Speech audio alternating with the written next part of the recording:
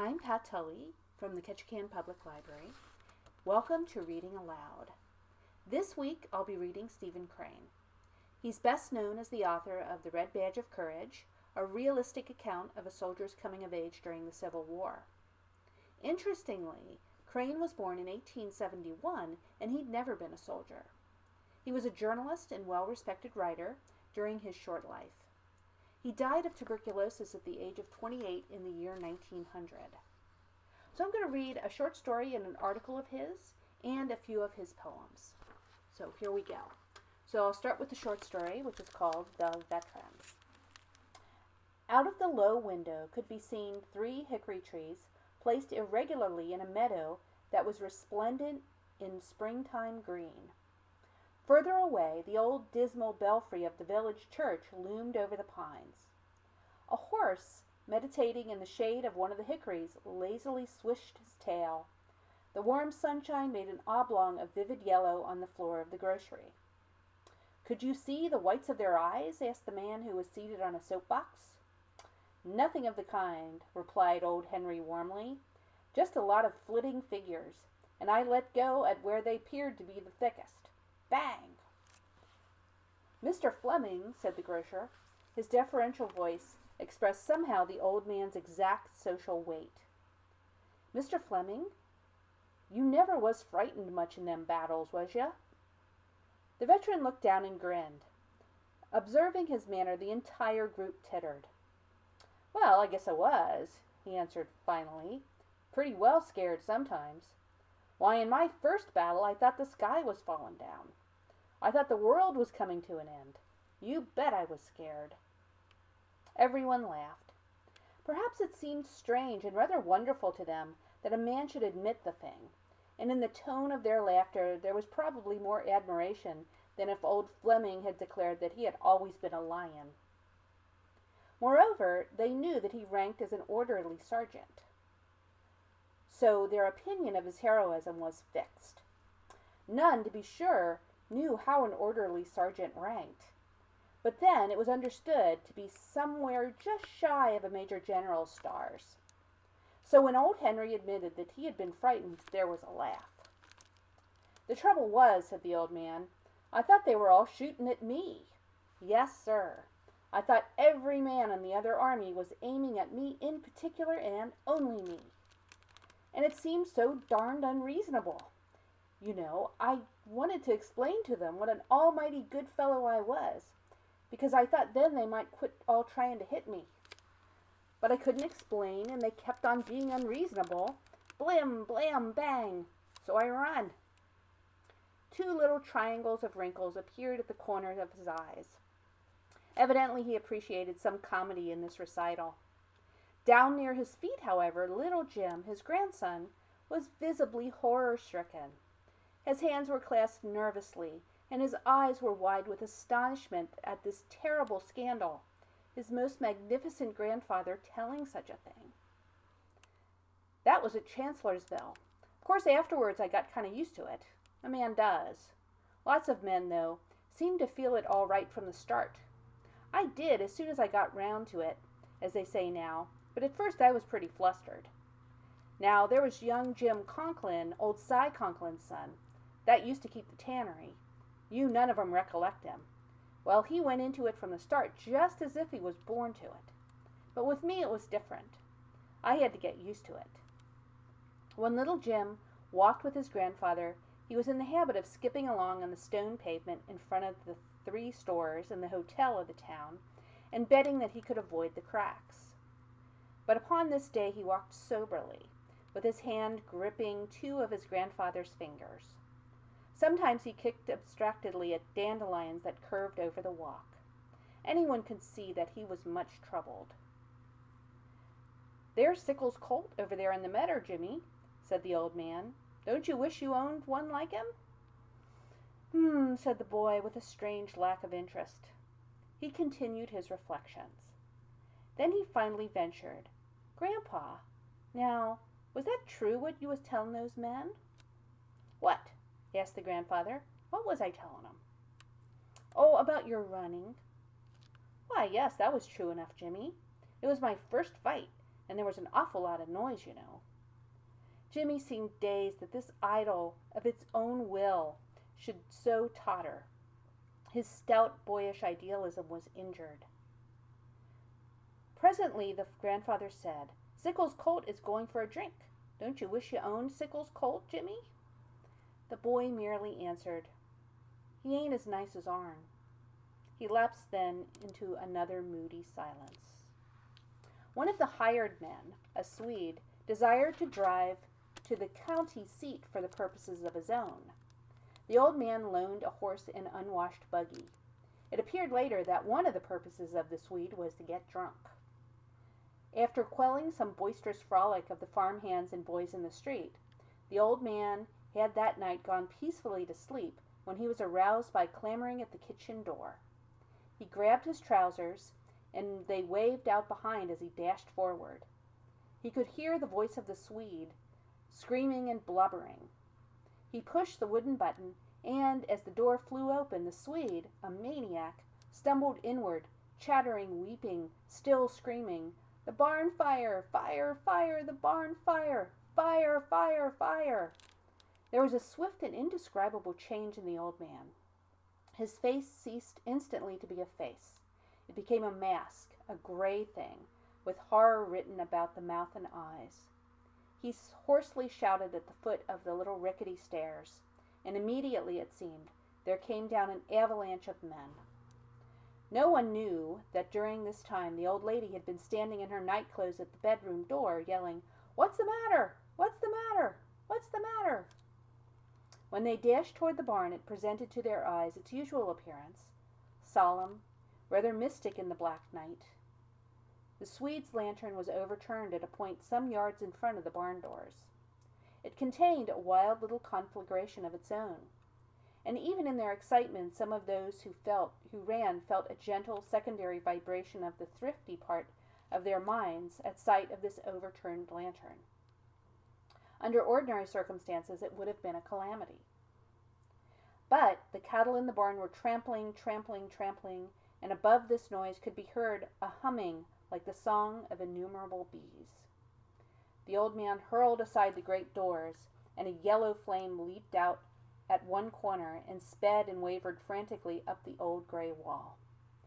It was glad, terrible, this single flame, like the wild banner of deadly and triumphant foes. The motley crowd from the garret had come with all the pails of the farm. They flung themselves upon the well. It was a leisurely old machine, long dwelling in indolence.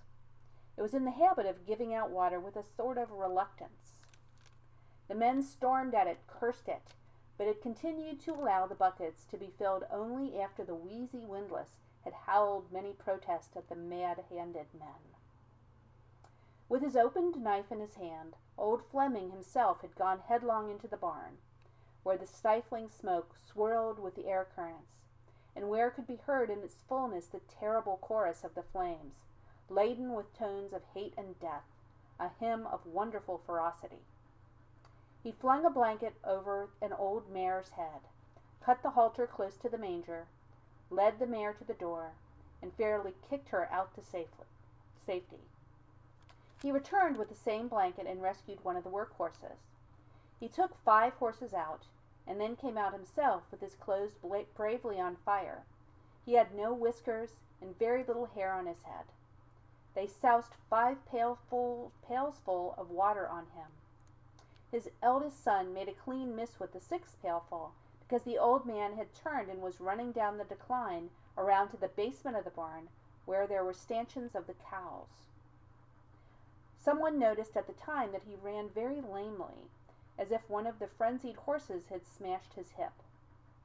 The cows, with their heads held in the heavy stanchions, had thrown themselves, strangled themselves, tangled themselves, done everything which the ingenuity of their exuberant fear could suggest to them.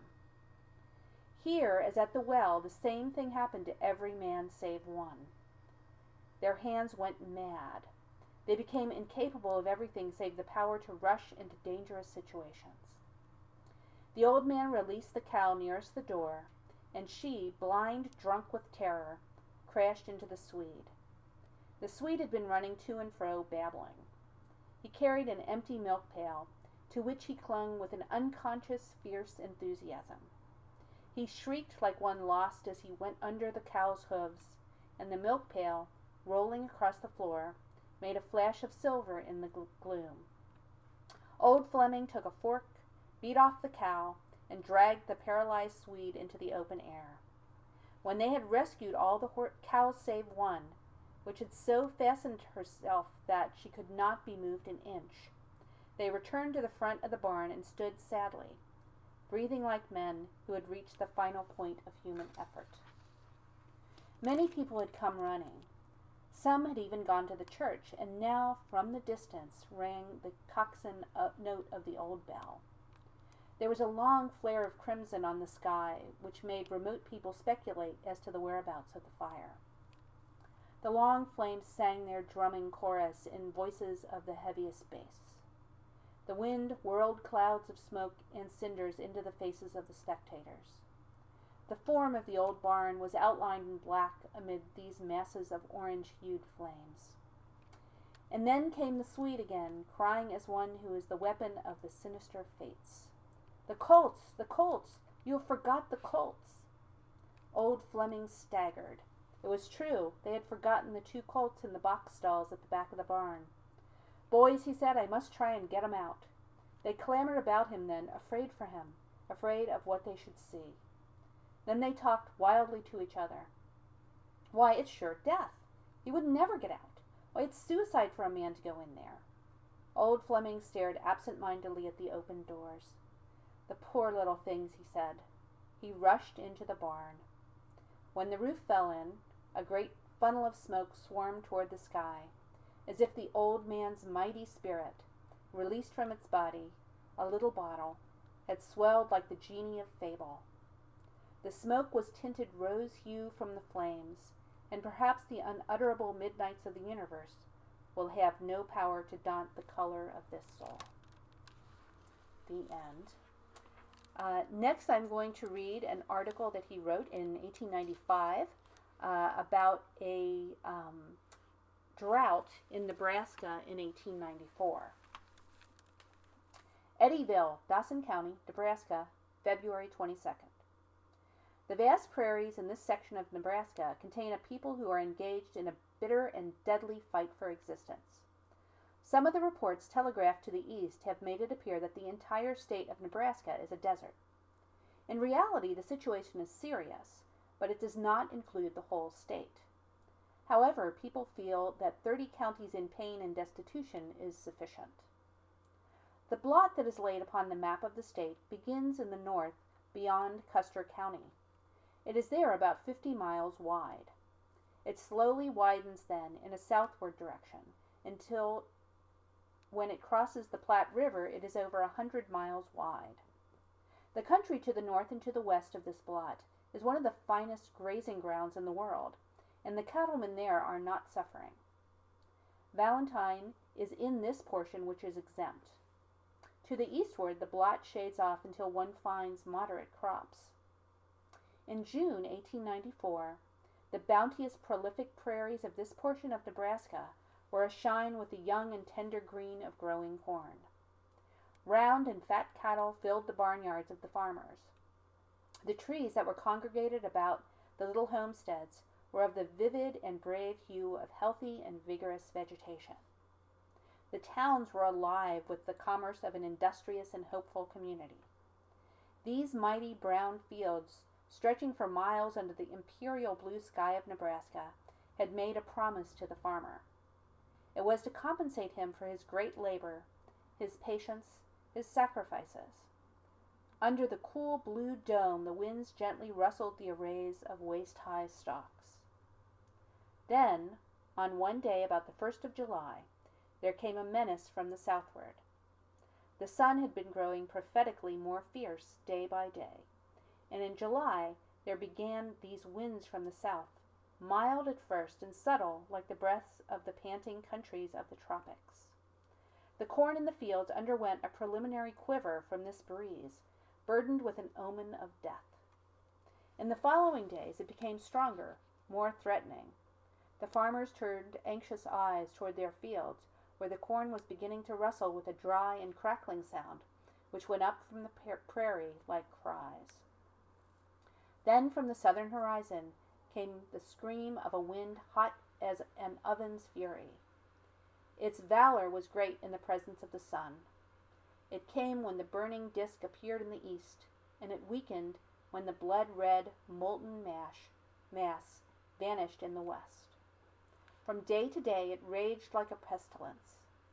The leaves of the corn and of the trees turned yellow and sapless like leather.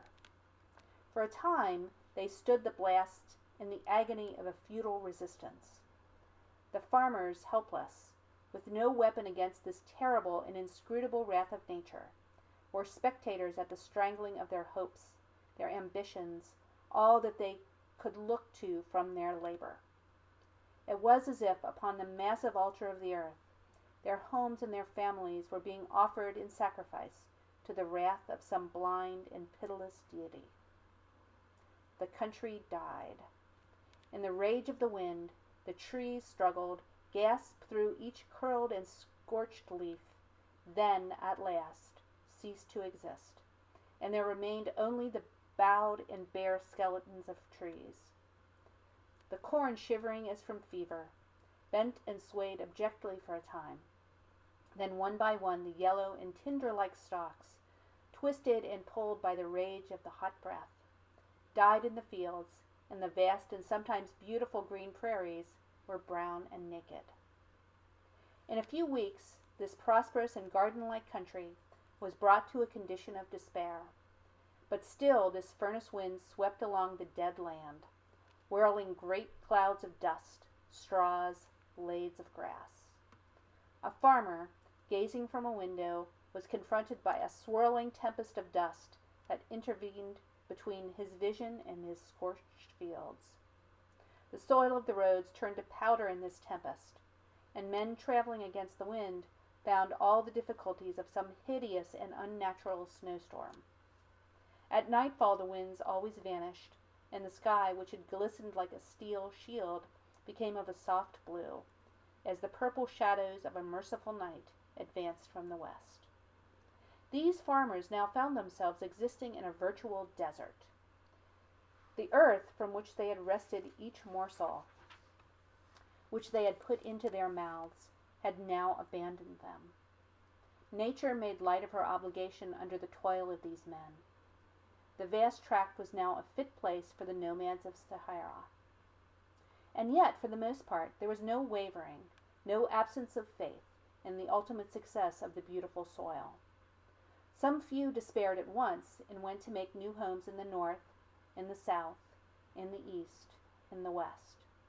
But the greater proportion of the people of this stricken district were men who loved their homes, their farms, their neighborhoods, their counties. They had become rooted in this soil, which so seldom failed them in compensation for their untiring and persistent toil.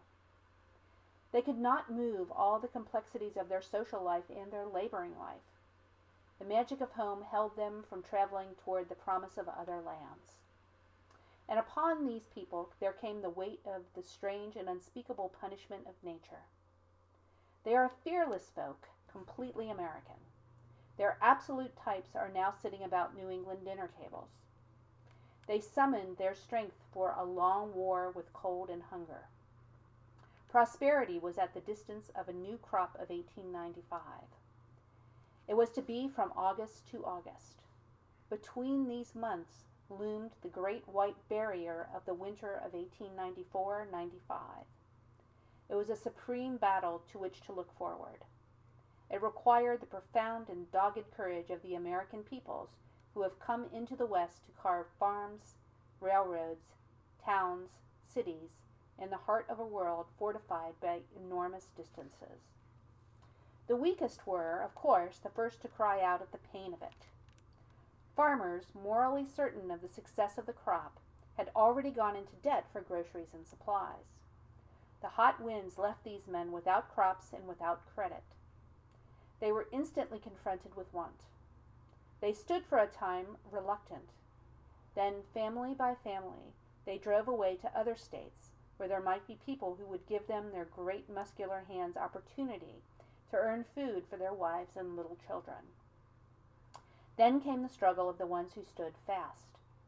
They were soon driven to bay by nature, now the pitiless enemy. They were sturdy and dauntless. When the cry for help came from their lips, it was to be the groan from between clenched teeth.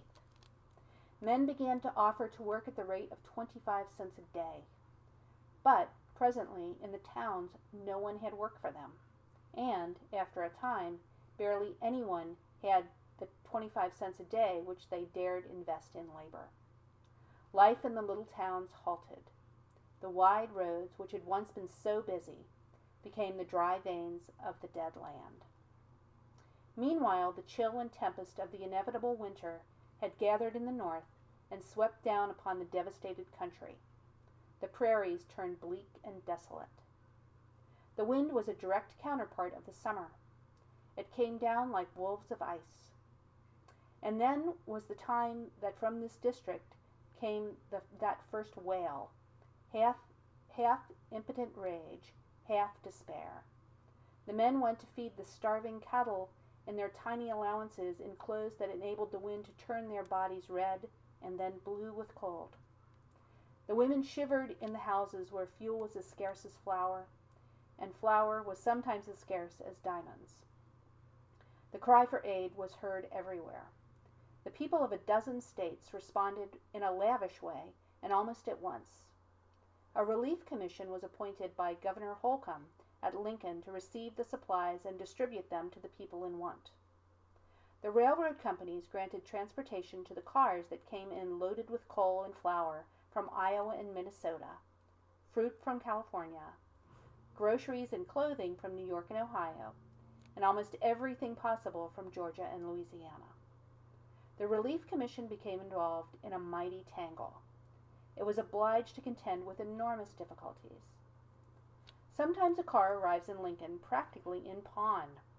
It has accumulated the freight charges of perhaps a half a dozen railroads. The commission then corresponds with railroads to get the charges remitted. It is usually the fault of the people sending the car, who can arrange for free and quick transportation by telegraphing the commission in Lincoln with a list of what their car or cars contain. The commission will then arrange all transportation. A facetious freight agent in the East labeled one carload of food, "Outfit for Emigrants." This car reached the people who needed it only after the most extraordinary delays and after many mistakes and explanations and re-explanations.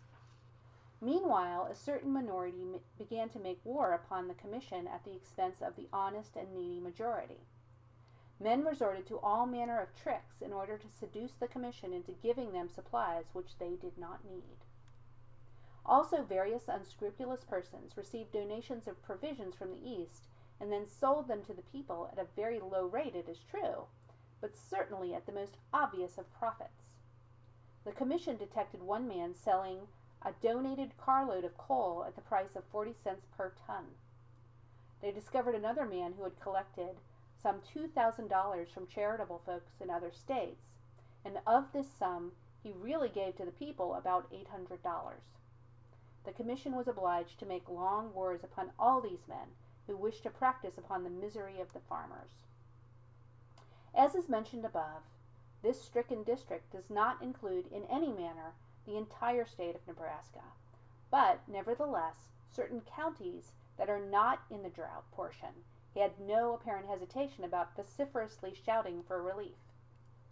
When the state legislature appropriated $150,000 to help the starving districts, one or two counties in the East at once sent delegations to the capital to apply for a part of it. They said, ingenuously, that it was the state's money and they wanted their share of it. To one town in the northern part of the state, there was sent from the East a carload of coal. The citizens simply apportioned it on the basis of so much per capita. They appointed a committee to transport the coal from the cars to each man's residence. It was the fortune of this committee, finally, to get into the office of a citizen who was fairly prosperous. "Where do you want your coal put?" they said, with a clever and sly wink. "What coal?" "Why, our coal, your coal, the coal that what was sent here." "Get out of here. If you put any coal in my cellar, I'll kill some of you." They argued for a long time. They did not dare to leave anybody out of the conspiracy. He could then tell of it. Having failed with him, they went to his wife and tried to get her to allow them to put the coal in the cellar. In this also they were not successful. These are a part of the difficulties with which the Commission fights. Its obligation is to direct all supplies from the generous and pitying inhabitants of other states into the correct paths to reach the suffering. To do this over a territory covering many hundreds of square miles, and which is but meagerly connected by railroads, is not an easy task. L.P. Ludden, the Secretary and General Manager of the Commission, works early and late and always. In his office at Lincoln, he can be seen at any time when people are usually awake, working over the correspondence of the Bureau. He is confronted each mail by a heap of letters that is as high as a warehouse. He told the writer of this article that he had not seen his children for 3 weeks, save when they were asleep. He always looked into their room when he arrived home late at night, and always before he left early in the morning. But he is the most unpopular man in the state of Nebraska. He is honest, conscientious, and loyal. He is hard-working and has great executive ability. He struggles heroically with the thugs who wish to filch supplies, and with the virtuous but misguided philanthropists who write to learn of the folks that receive their 50 cents and who expect a full record of this event. From 100 towns whose citizens are in despair for their families arises a cry against Ludden. From 100 towns whose citizens do not need relief and in consequence do not get it, there arises a cry against Ludden. The little newspapers print the uncompromising sentence, "Ludden must go." Delegations call upon the governor and tell him that the situation would be mitigated if they could only have relief from Ludden. Members of the legislature, prodded by their rural constituents, arise and demand an explanation of the presence in office of Ludden. And yet this man with the square jaw and the straight set lips hangs on in the indomitable manner of a man of the soil. He remains in front of the tales concerning him, merely turns them into his bureau, and an explanation comes out by the regular machinery of his system, to which he has imparted his personal quality of inevitableness. Once grown tired of the abuse, he asked of the governor leave to resign, but the governor said that it would be impossible now to appoint a new man without some great and disastrous halt of the machinery. Ludden returned to his post and to the abuse. But in this vast area of desolated land, there has been no benefit derived from the intrigues and scufflings at Lincoln, which is 200 miles away from the scene of the suffering. The town of Eddyville is in the heart of the stricken territory. The thermometer at this time registers 18 degrees below zero. The temperature of the room, which is the writer's bedchamber, is precisely 1.5 degrees below zero. Over the wide, white expanses of prairie, the icy winds from the north shriek, whirling high sheets of snow and enveloping the house in white clouds of it. The tempest forces fine, stinging flakes between the rattling sashes of the window that fronts the storm. The air has remained gloomy the entire day. From other windows can be seen the snowflakes fleeing into the south, traversing as a level line as bullets, speeding like the wind. The people in the sod houses are much more comfortable than those who live in frame dwellings. Many of these latter are high upon ridges of the prairie, and the fingers of the storm clutch madly at them. The sod houses huddle close to the ground, and their thick walls restrain the heat of the scant wood fire from escaping. Eddyville is a typical town of the Drought district. Approaching it over the prairie, one sees a row of little houses blocked upon the sky. Most of them are one-storied. Some of the stores have little square false fronts. The buildings straggle at irregular intervals along the street, and a little board sidewalk connects them. On all sides stretches the wind-swept prairie. This town was once a live little place. From behind the low hillocks, the farmers came jogging behind their sturdy teams. The keepers of the 3 or 4 stores did a thriving trade, but at this time the village lies as inanimate as a corpse. In the rears of the stores, a few men perhaps sit listlessly by the stoves. The people of the farms remain close indoors during this storm.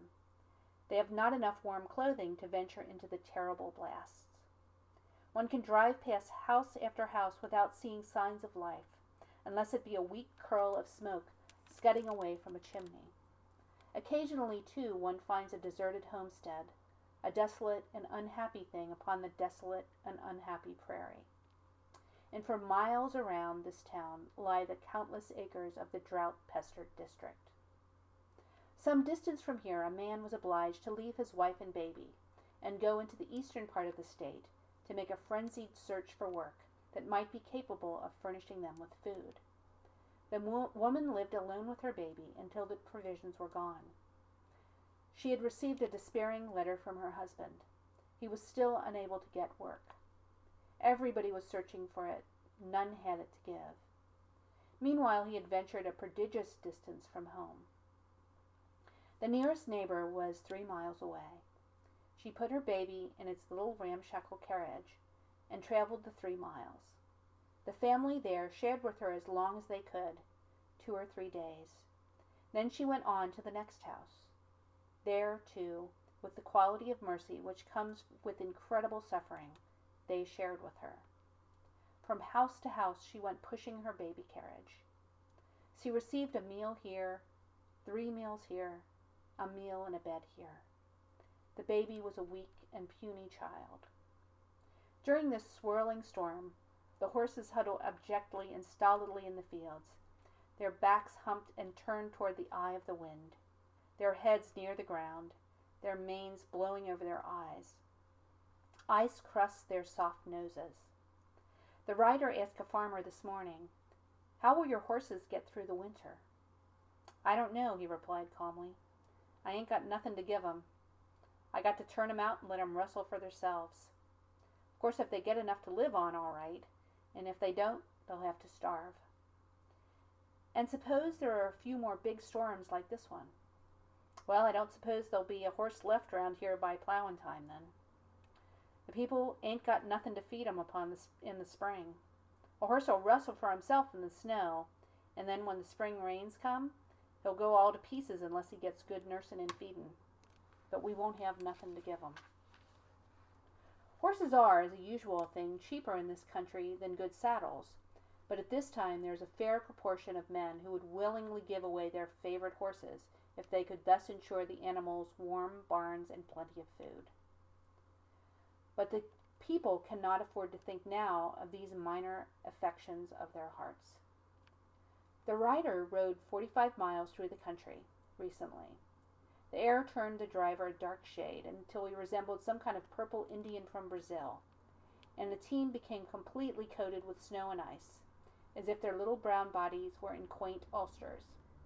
They became dull and stupid in the storm. Under the driver's flogging they barely stirred, holding their heads dejectedly, with an expression of unutterable patient weariness.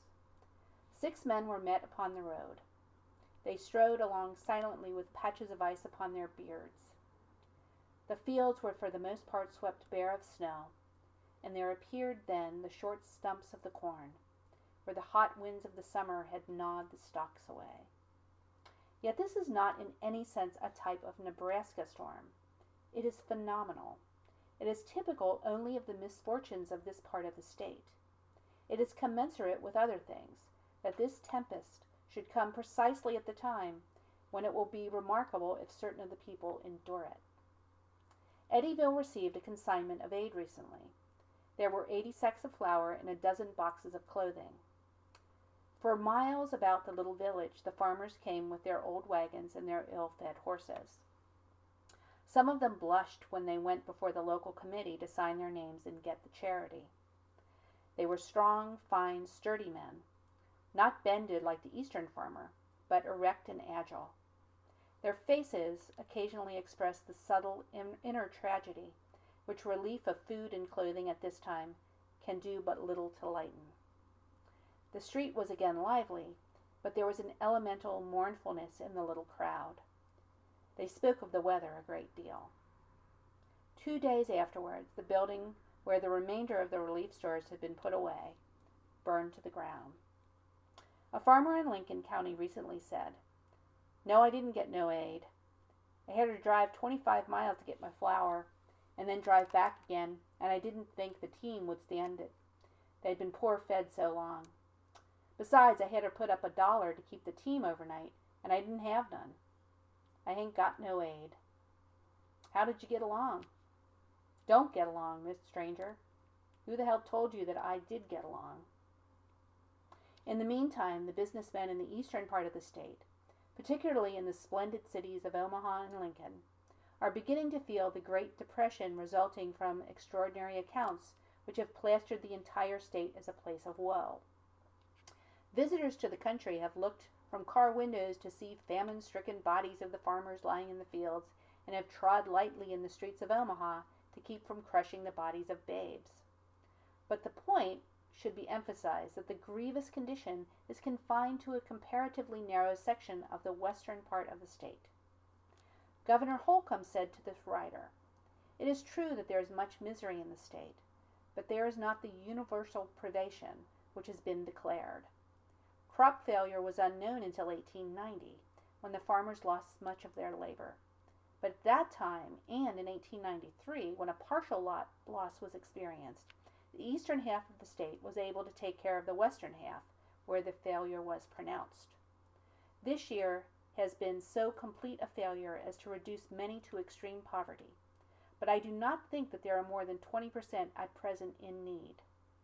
Great irrigation enterprises that are now being inaugurated will, no doubt, eliminate the cause of failure in large districts of the western part of the state.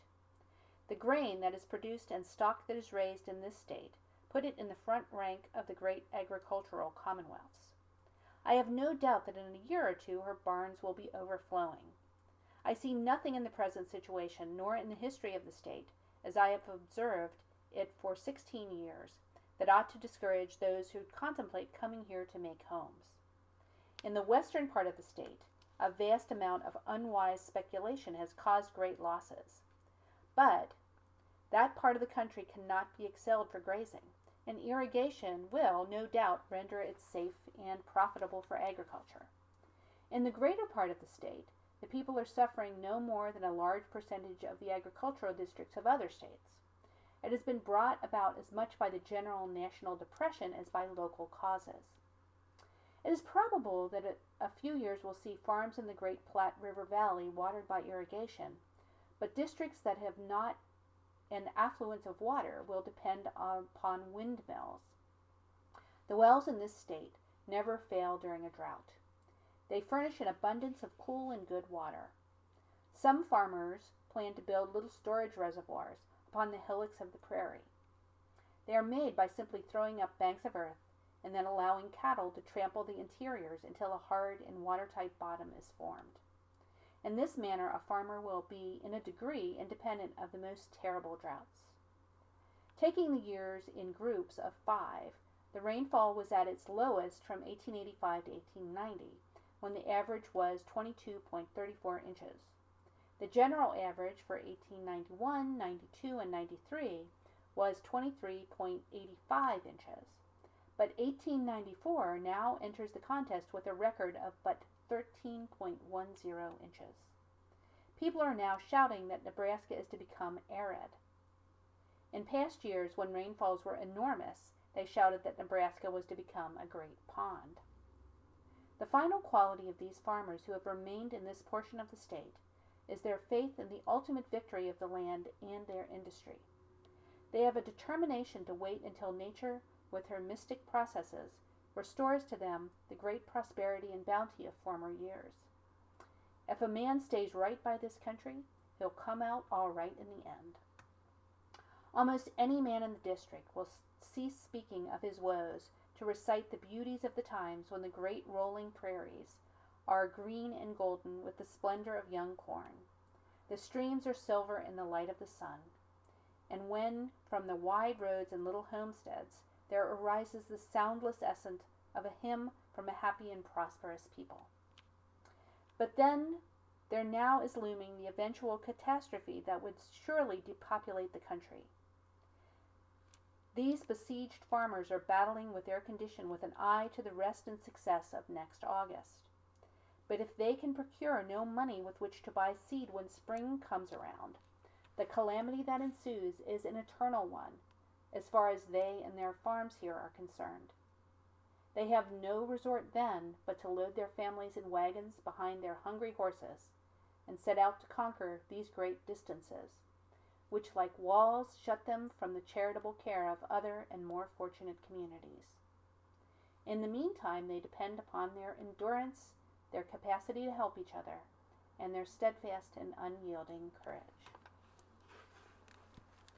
Now, a few last poems. War is kind. Do not weep, maiden, for war is kind. Because your lover threw wild hands toward the sky, and the affrighted steed ran on alone. Do not weep. War is kind. Hoarse, booming drums of the regiment, little souls who thirst for fight, these men were born to drill and die. The unexplained glory flies above them. Great is the battle god, great in his kingdom, a field where 1,000 corpses lie. Do not weep, babe, for war is kind. Because your father tumbled in the yellow trenches, raged at his breast, gulped and died. Do not weep. War is kind. Swift blazing flag of the regiment, eagle with crest of red and gold, these men were born to drill and die. Point for them the virtue of slaughter, make plain to them the excellence of killing, and a field where 1,000 corpses lie. Mother whose heart hung humble as a button on the bright splendid shroud of your son, do not weep. War is kind. The wayfarer, perceiving the pathway to truth, was struck with astonishment. It was thickly grown with weeds. "Ha!" he said, "I see that none has passed here in a long time." Later he saw that each weed was a singular knife. "Well," he mumbled at last, "doubtless there are other roads." So thank you for joining me for reading aloud. Have a good week.